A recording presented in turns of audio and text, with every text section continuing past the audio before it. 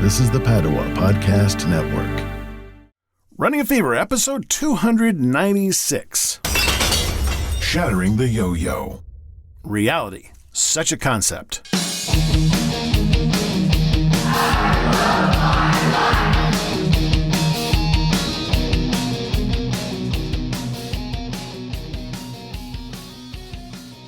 Previously on Running a Fever. There is no reality. Make your own reality. Question reality. Challenge it. Nothing in your future is reality until it happens. Nothing is impossible until it's been tried and tried again. I think that's what differentiates great and successful people from those who do not succeed. Persistence. They keep trying for things that it seems like they couldn't do. So here's a guideline that someone told me. Take your weight, divide it in two, your weight in pounds. So mine right now would be about 105, let's say. Drink that many ounces of water a day. Wouldn't be surprised if I had that much, but not much more than that if I do. So I think I probably, if I'm working out, I need more than that, but. So diet report, I'm eating light today because tomorrow morning I have breakfast with Tom and another guy. I'm going to somebody else's house for lunch. And we've talked about breakfast. It's not that difficult to get reasonably healthy breakfast. Even this place we're going, I can get oatmeal there. I can get, I think the last time I had oatmeal and 2 eggs or 1 egg and 2 sausage patties. So 260, 330, 430, it had butter in it, so let's just say 530. Oh, and another egg too, so 600 calories for that one. Not too bad for breakfast though. Maybe I just had 1 egg, so that was still under 600. It's not bad for breakfast because really I should do my heavier eating during the day, as early as possible. So today I'm eating light. Now you go to somebody's house, you have less control. I can control the amount I eat, but the choices of what to eat are usually more limited, so we will see how that goes. So I'm prepping for that, and also I've put on a few pounds more than I'd like to, so I need to eat a little lighter for the next few days and even off a little bit. I've been kind of shooting for 1,400 calories, and I still think that may work, but I'll shoot for 1,300 in the next few days. But tonight, it's probably I'm gonna wind up having 7 or 8 meals today because I'm counting. There's like an hour between the sausage I had at home and the oatmeal that I had at work. So I counted those as 2 meals.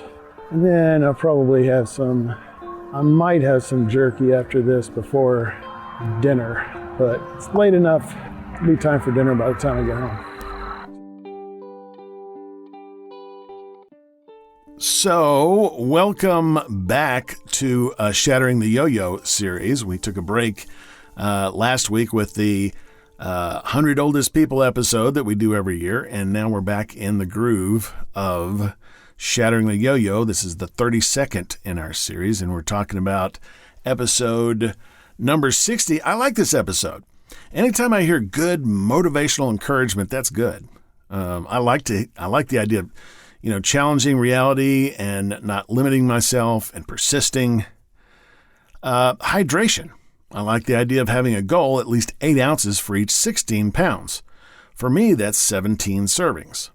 The dietitian told me to add more based on how much I think I need to lose, but I think 17 is a good intermediate goal. Now, like the other things, I think keeping track of my hydration will help me get the right amount.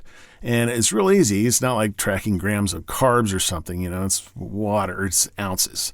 At this time, in the series, in the show, in this episode, I was able to have 1,300 to 1,400 calories, and that's not too bad. Coach, latest update. I got back from vacation and 283 pounds.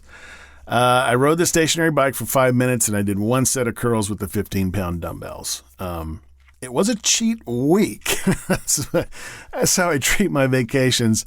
I probably need a better, state of mind about this stuff because doing acting healthy is not it shouldn't be a burden. It should be a good thing that feels good, and it is. And a cheat week sometimes makes me feel not so good.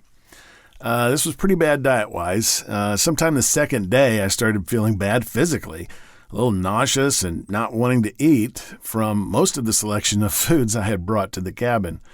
I think it might have been the caffeine. I didn't bring any non-caffeinated drinks, and I didn't want to drink the water there. I've gotten too used to the filtered water I get at work and at home. Stress-wise, it was pretty good. Most of the time, the only sound was either wind or crickets. Beautiful views, of course, clean air. I silenced my phone and just, checked messages once per day in case of, some kind of emergency. And I got pretty good sleep, too. I was back at one of my favorite places, Mount Nebo State Park. I was in the same cabin as last time. There are 2 episodes about my first visit there back in 2019, episodes 155 and 156, which, of course, you can get at runningafever.com/155 and runningafever.com/156. 155 has video of the park, and I'll link to the video in the show notes for this episode, which will be at runningafever.com/296.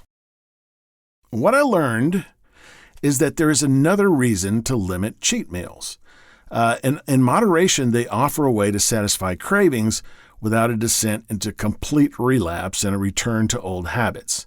The good habits stay intact. You're just taking a little short break. We know that once I developed those good eating habits, the old ones were just not that attractive anymore. And when I aim for overdoing it like I did last week, it's just an unpleasant experience. Moderation and consistently healthy living feels good. In my first cabin stay at a state park, I didn't eat great, but I think that was balanced with some of the more healthy activities, like hiking every day and working on my fiction writing projects. This time I didn't do those things. I still have pain in my feet when walking, and I still have a limp. No excuse for not writing, except that I've just gotten out of that habit. I did read quite a bit, and I'm just about on track for finishing my goal of reading 100 books this year. On the reading thing, this is one of the good habits, but reading 100 books a year, for me, is too much while holding down a full-time job that doesn't involve a lot of book reading. I wind up reading a lot of books that are easier to read. Nothing wrong with that in moderation, but it's kind of like watching too much TV the way I'm doing it now. So I'm lowering my goal for next year. I think I'll try 75 like I did in 2020. Another missed opportunity was taking advantage of an ideal environment for meditation. I went outside and enjoyed nature from my back deck and even hiked a small bit. But when I sat on the deck, I was reading, not really, meditating and just kind of sitting in silence. I don't have that kind of peace and quiet back in my regular world. But I'm thinking of taking some more trips like this throughout the year. Long weekends. You have to book these cabins way in advance, and once my feet heal, I can make hiking trips to nearby parks like Devil's Den. For the first time in 5 years, I'm missing my annual trip to the top of the Yellow Rock Trail with my buddy Robert. I don't plan to miss that again. Definitely going to hit that next year. So, until next time, if you got the fever, keep it. If you don't, catch it, and I will talk to you next time on Running a Fever.